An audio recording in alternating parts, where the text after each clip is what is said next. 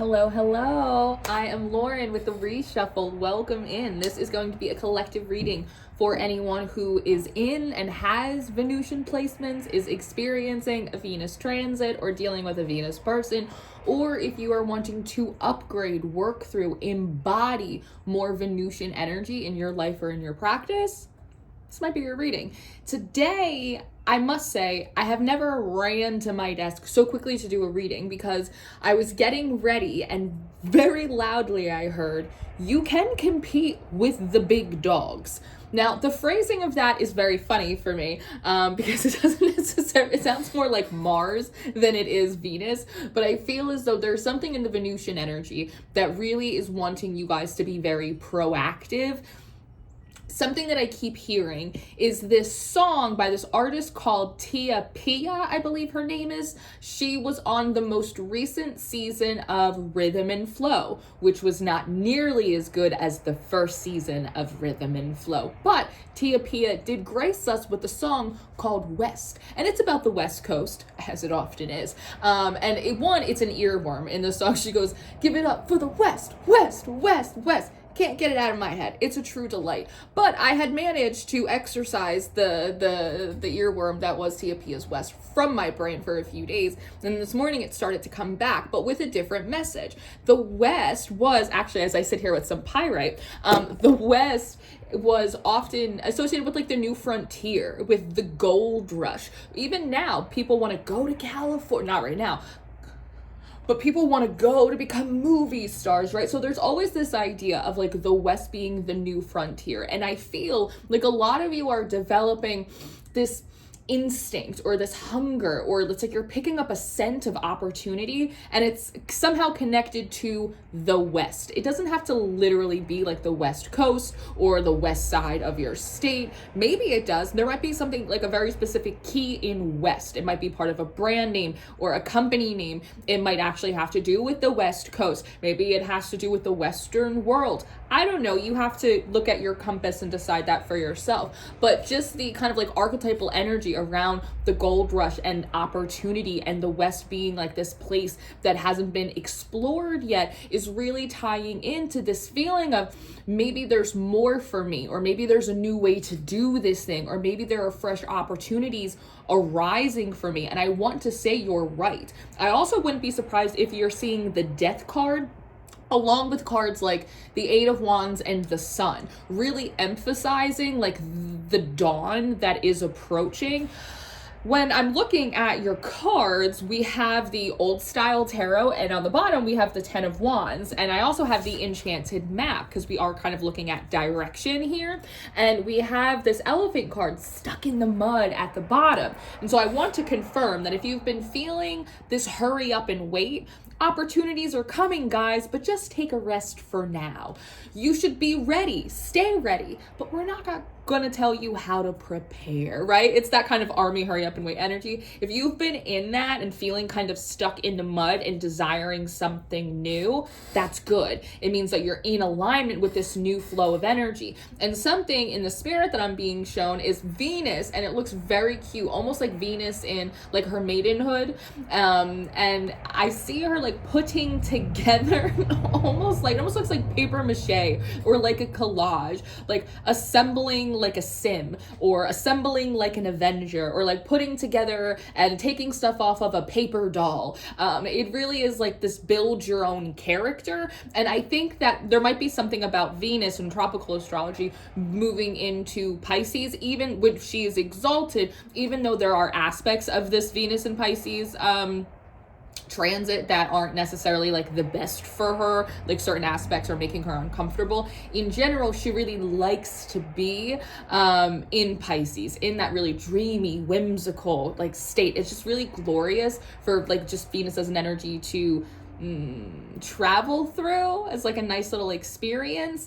And so because of that, it makes me feel as though those of you, again, that are Venus dominant, you are wanting to upgrade your Venuses, or you're dealing with a Venus transit or Venus people, because she's in Pisces ruling those liminal spaces, it's much easier for this energy, and I'm going to personify Venus and call it a her, but it's much easier for her to kind of like drip in through the subconscious and like kind of move into like the control position, because I'm seeing someone playing a video game and then putting down the controller, getting up, and then someone else sitting down in the same seat and picking up the controller. Like that main character of the game, that's you, is exactly the same. Like that doesn't change, but like who is influencing that character, right, is shifting. And so I feel as though a lot of you may be noticing but you're coming out of a bit of a Saturn energy or a bit of a lunar energy, and you're moving into this gorgeous Venusian energy that's going to allow you to finally get out of the mud.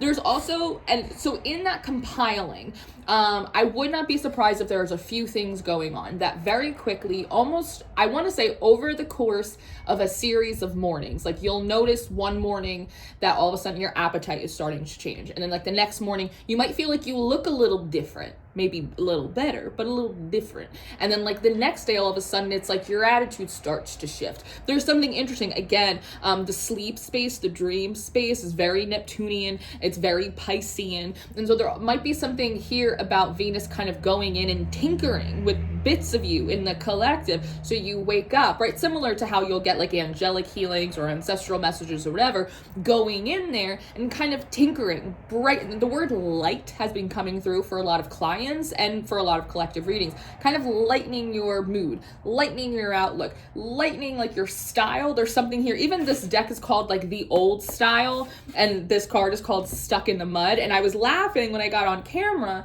because I like looked at myself and I was like, do I look frumpy today? Like it wasn't, I didn't feel like I looked frumpy in the bathroom, but as soon as I sat in the Venusian energy and I like clicked on the camera, I was like, and like there's something funny about like, I don't know, like wanting to like take my glasses off and like whip my hair around. Not right now because I got a really bad haircut. Great bangs, okay color, bad haircut. But it's like that Lois Lane idea of like, I want to take my glasses off. It's the she's all that. So there is also this general energy of like makeovers and glow ups. And for those of you with businesses, like brandings. And again, as I mentioned in the beginning, this statement of you can compete with the big dogs is coming forward. It's a funny statement. And her energy, the Five of Wands, competition. And do you see how he's the only one on top? He's the only one on his feet. This other guy's like barely, like barely holding on.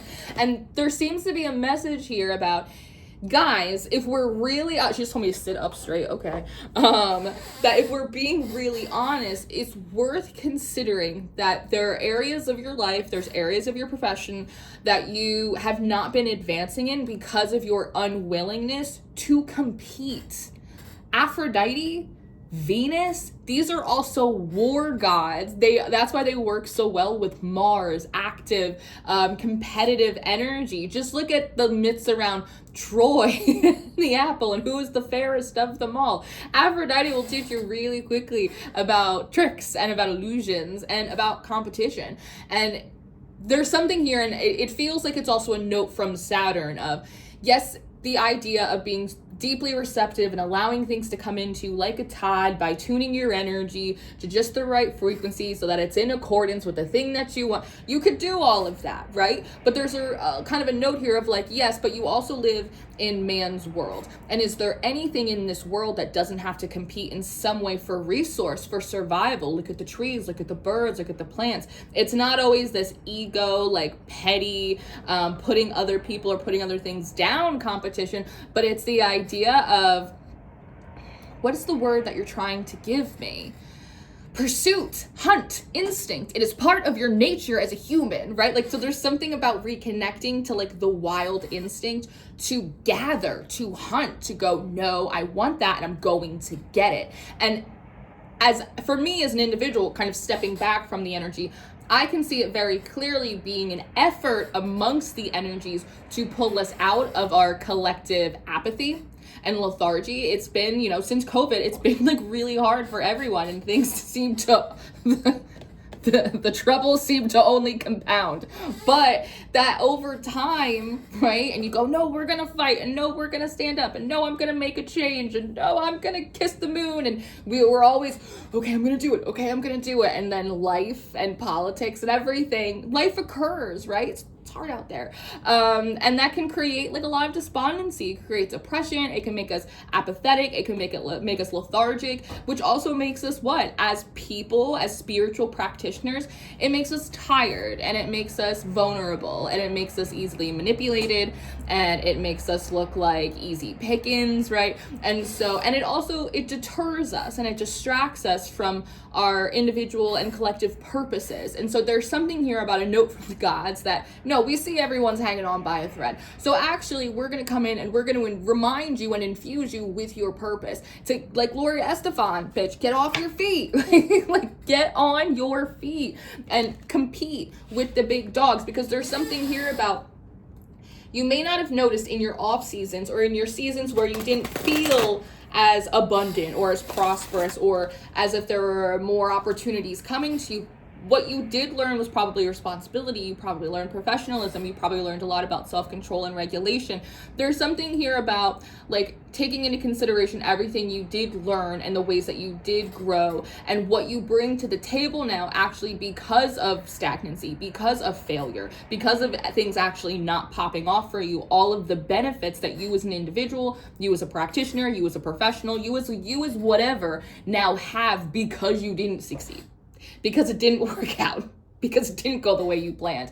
And now, thinking about that, is it worth considering that if you took yourself seriously, decided that actually maybe you could compete on a larger stage for a better job, for a larger promotion, to be a bigger voice in your community, whatever it is for you, with all of that now taken into consideration, if you combine that with purpose, with how do I want to phrase that? A rejuvenation of your care, of your wanting to care, of your desire to let yourself care.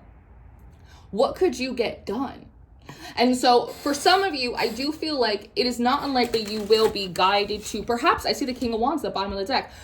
You might be guided to different work or different industries that are similar in the sense that like your skills are transferable, right? Like for instance, I'd be good at being a meteorologist, some great predictions, right? It's that kind of thing. So for some of you, Two of Swords, you might not know exactly what that is yet, but I feel like you're going to soon. What's interesting, I've never seen this card that way before, but I'm kind of in love with that. Something that you'll know if you've ever taken a tarot class from me is that the Two of Swords is called my Little Priestess card. You'll notice that her themes trickle down from the major two, which is the High Priestess. But something that you'll also notice in the Queen of Wands is she sits on this large throne, and in the side of it, there are seashells, and there are baby cupids, and there are fish, and there's all of these symbols and relics of all of the things that she represents. And there's something interesting about the progression from the High Priestess, Pisces, which Venus is in, to the Two of Swords, right? Feeling a little bit at a crossroads, right? No Hecate puns intended. And then evolving into the Queen of Cups, which is a scorpionic energy, at least in my practice. So I want to say you're at the crossroads, or you're at the middle point of some larger development that began when you tried to establish yourself in one area, did not find much success. And now you're at the center point where you get to collect like all of the lessons that you did gain through perhaps that stagnancy and that failure to reshape your worldview and kind of your self-concept. Because there's something about a lot of you working out of an opinion of yourself, a view of yourself, a self-concept that actually is no longer relevant. Like actually you're not the same person you were 6 years ago, and that's part of the reason why stuff's not working, because you're trying to create or you're trying to advocate or communicate from that point of view, even though that's actually not your point of view anymore. So I feels as though I would not be surprised if you guys were asked to take a step back, asked to take like a weekend to really sit and like reflect and ruminate. We do have another big moon coming up. We have a full moon in Cancer on the 13th. I wouldn't be surprised around that time if you felt as though like, let me get a few things together. I want to wonder if like the Four of Swords is going to come out for you with just that reconciliation of all of your opinions and experiences and kind of bringing them back up to speed. Then there's also a consultation here that I see, whether it's just through your own intuition and aha moment, whether you sit down in divination, whether you sit down in meditation, whether you get a reading, where you actually get to sit here and get like your next steps, or get like, I don't want to call it like a consultation. It's like advice from Venus. I think that you should, again, like her like sitting in the control seat when you put the controller down, going, actually, I think you should wear your hair like this. And I think that you should make your resume more like this. And I think maybe you would be really good in sales. And actually, I really think this. And almost just like a paper doll, like allowing Venus to kind of play with you and dress you up in a new way. And even if you don't take all of it, there's something about, there's a piece of what she gives you, or there's something that she suggests that all of a sudden, I find myself salivating. It has you kind of like licking your lips. And I see now this card start to animate, and I almost see her with these swords sharpening them against each other. Like, that's not a bad idea. I never thought of that. Interesting, Venus. And then all of a sudden you start to like, almost like double dutch, like jump rope. All of a sudden you're going, oh, interesting. Okay. And then like you jump in like double dutch, and all of a sudden you're like, well, what about this? And what about that? And what if I did this? And then now are you not only in your Venusian energy, but now you're like in your Mars, your active, your doing energy. Venus wants doers is what is what I heard. The moon wants beers, but Venus wants doers. She wants everyone in their masculine, active, progressive energy right now. It's architecture is what that is. Ghostlands, yeah, on the split. There's also a lot of you, I would beckon to say most of you will be guided in some way, shape, or form to like new works or new niches of your work. For some of you with that Ghostlands, you may be encouraged to return back to desolate places where old projects or creativity or dreams had kind of died, to clean it up. When there's something about like the cleanup crew after things don't work out, or they're disappointing, or they're not popping off the way you want, about going in and like, I even just like psychically or meditatively going in and like clearing up the 5 of Cups, right? Clearing up all of like the spilt liquor and the goblets and stuff, and actually seeing like what you can do with this new space. Again, like you can compete with the big dogs. There's something here again with that masculine energy, Mars, the Emperor, about architecture, about like Legos. Like, I have these pieces, they don't have to look like this. I can put them together in a new shape. And so there is something here about creativity and flexibility as well. It's part of these swords of, oh, I never thought about doing that before. Wait a second. Just saying, don't allow other people's personal renaissances to interfere with your own. Meaning that like a lot of you guys may be being visited by the muses right now, getting a lot of ideas, and gone to find that someone else is already working on like a similar idea. That's not necessarily a flag to turn away from that. You don't know what people will stick with, what they're good at, how you do something. So there's just something about comparison here. Don't compare other people's projects, the way they're stepping into life, the way they're expressing themselves. Be inspired, but don't allow yourself to compare in that way, when you can actually like compete on a real stage for real work. It's kind of what wants to come through. Coming apart, 4610. So interesting. A removal of masks. I'm hearing, and this is, I don't love the phrasing of this, but I'm hearing it's like these petty, pathetic, pitiful little masks. And I think these masks, in some way, just because of the way that they hang, one, they look like those Greek comedy masks, right? Like the comedy and the tragedy ones.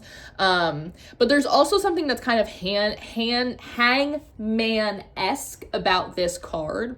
And so there's something here about maybe like that, what is it? The petty, pitiful, pathetic little energy where it's like, never works out for me and I can't do it and it's too hard. Like, it's that. And again, I'm a Pisces, so I'm really sensitive, so I don't like those messages, but that's like kind of how it comes through. It's like, it just doesn't, nobody likes me. It's like, no, it doesn't matter. Like, get up.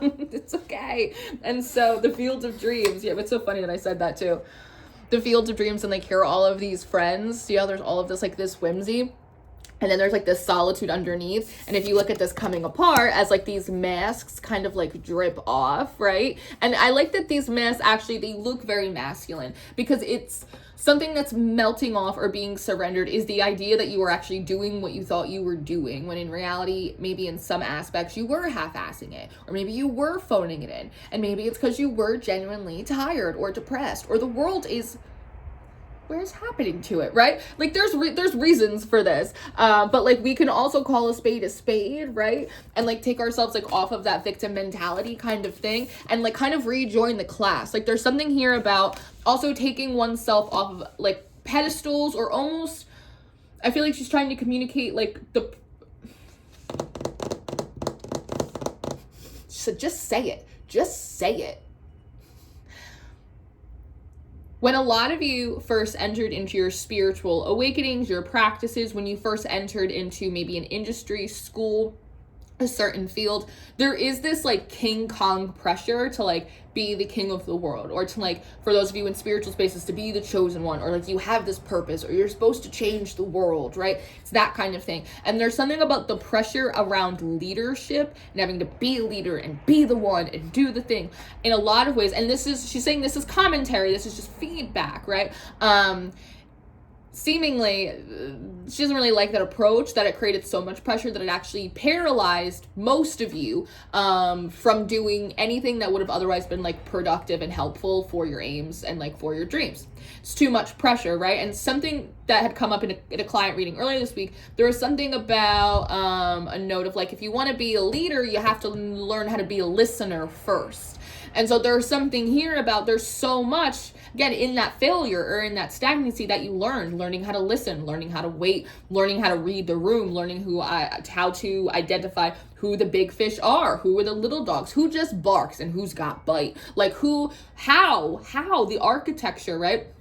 That like you wouldn't have learned from the top. And so there's like sort of this feeling of, and an acknowledgement of, I think that all of this pressure in the beginning of your schooling, in the beginning of your spiritual journey, in the beginning of this thing, put way too much pressure, and it paralyzed you out of doing any kind of meaningful action, and just having you do everything else that wouldn't get you where you wanted to go. So you're burnt out, you're exhausted. It's like it doesn't fucking work. And feeling very much rejected. It's important to remember that Venus is a relational planet, right? It rules the 7th house. This is you, this is me, right? You're not just here for the messages. You're here because you're like me, and you like the way I talk, and you like the weird little things that I do. And I like you, and the weird little comments that you leave in the bottom of my section, and when you tell me about your birthday and all of that stuff. What we're doing here, it's just as relational as it is metaphysical. Like, we're the real magic that's happening here, right? And so there's something about that pressure and that paralyzation creating a sense of rejection, and that rejection creating more isolation, making it harder for you guys to embody your Mars energy, to connect, to network, to update things, to change things, to evolve, to pivot, right? Okay, so let's move on. Is there anything else? That's cute.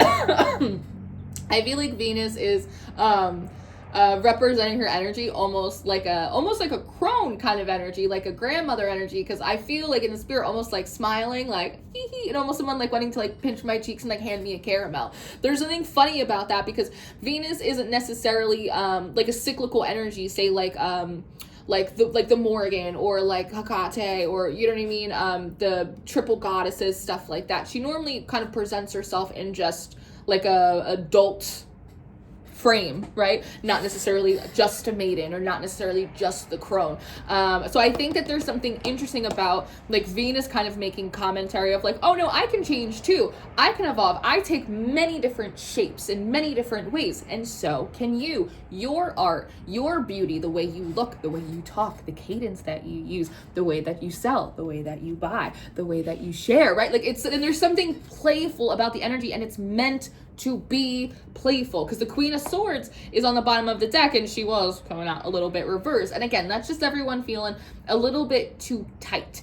And so there's something about in the crossroads, in this process of, it's right on the tip of my tongue, I've almost got it figured out. Venus coming in for you guys, likely within the next week or so. I'm hearing 4 days, where she comes in and almost is on board with you, but switches you slightly to the aesthetics or slightly to the personal aspects of what you're doing, or how something is feeling, right? More of those Queen of Cups aspects. And then gets to like put you out on those more architectural or those more functional, or the doing, this is how doers get stuff done. Then you get to go do that. But there's something about in your process, sometimes when like you're really close to like the thing or the light bulb moment, almost as if like that very technical, well, this is how it gets done, and A, B, C, D, like that very technical function energy, it comes in before the emotional and the creative aspect gets to take root. And that being a really important part to the architecture,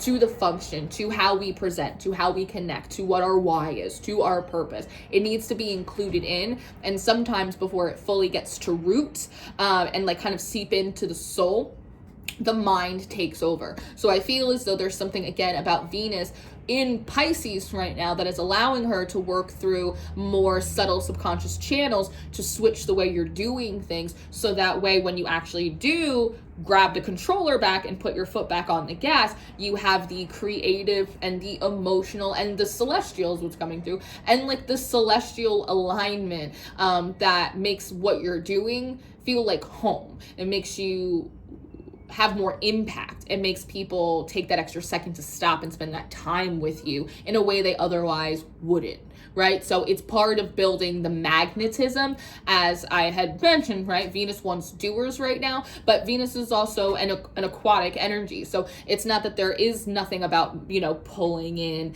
and alignment and being receptive, that feminine energy. It's part of that. But again, there's something about Venus wanting us to understand how that energy operates in a more active and in a more strategic way, because it is part of it. Otherwise, you'll miss some of the seashells. Yes?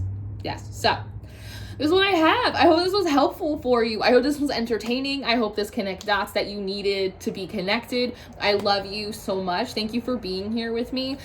Personal readings, I'm now offering 6-month ahead forecasts, and we take special emphasis on like the new and the full moons, what's going on for you, how should you approach these lunations for the next 6 months, any special rituals that you might have in store. I'm also doing proper one-on-ones. We have the Patreon if you're interested in daily horoscopes, full monthly readings, which you can rent individually on Patreon, but we also have the membership, tarot spreads, intuitive workshops, folk magic. We got everything on there. So anything that you'll need from me will be in the description box below. I love you very much. Thank you for being here. Venus says hi, and I will see you next time. Goodbye.